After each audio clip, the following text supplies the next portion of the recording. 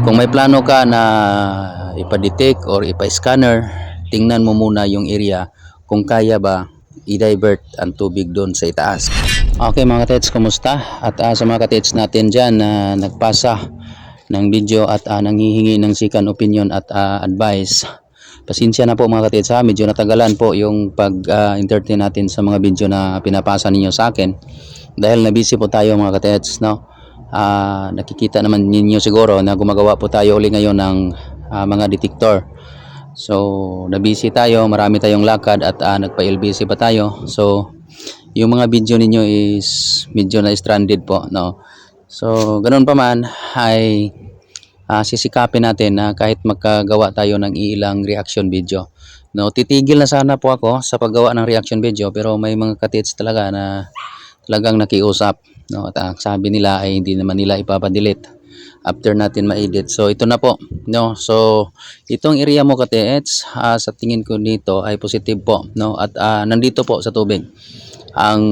Kung mayroon mang deposito ay nandito po kung saan po maraming nakaimbak na tubig. So ang gagawin mo na lang dyan, ang advice ko is una, gamitan mo ng locator, no? Kung mayroon kang scanner mas maganda. At ang pinaka-main sa magiging advice natin is bago po yun gawin, halimbawa nagplano ka na mag-rent ng detector or scanner, bago mo yan gawin, tingnan mo muna kung pwede bang ilihis yung tubig na yan, pwede bang i-divert. Dahil ang pinakamahirap na kalaban natin mga katits is tubig, no? Lalong-lalo na kapag malakas ang source ng tubig. Dito sa area mo, kung mayroon mang anong tawag dyan, doon sa itaas ba, posibleng madaanan ng tubig or ma-divert siya.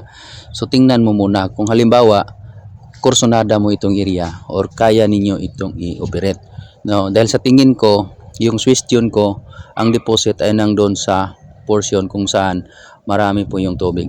Marami po yung bitak ng bato, malalaki at halata na man-made, no? Hindi na natin babanggitin pa, pag-usapan pa kung anong uri o klaseng mga markings yan. Basta sa nakikita ko, yan po ay kabilang sa sinasabi o tinatawag natin na treasure sign. At ang sa nakikita ko din, nang doon sa mismo maraming tubig na nakaimbak, nang doon mismo ang deposito. Ang kulang na lang dyan is pag-determine kung yun po ba ay mababaw o kaya malalim yung pagkabaon, no? So yun, ulitin ko po,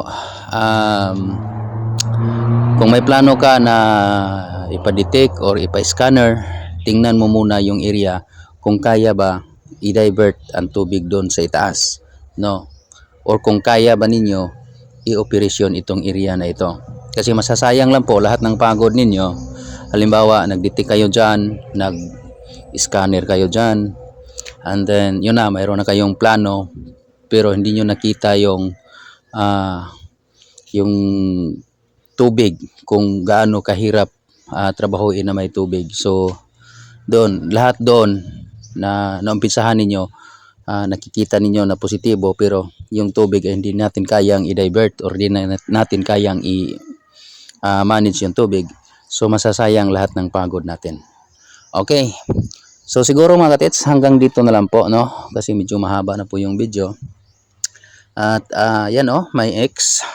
At sa tingin ko katits, kaya mo namang sundan yung mga trail.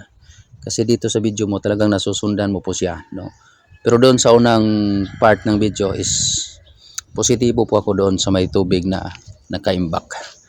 So ulitin ko po, itong mga markings sa tingin ko dito ay man-made po, no? Man-made. So kung mayroong iba pang deposit buko doon, so ibig sabihin marami ang nakabaon sa area na yan. Okay, ulitin ko, kung kursonada mo yung area na yan at mayroon kayong kakayahan, kapasidad na itrabaho yan, ay i-divert nyo muna or mahahanap muna kayo ng portion sa itaas na bahagi nitong area na to na pwedeng i-divert yung tubig. Okay, so hanggang dito na lang po mga katets. Maraming salamat. God is good all the time. Bye bye and God bless. Follow and share mga katets. Bye bye.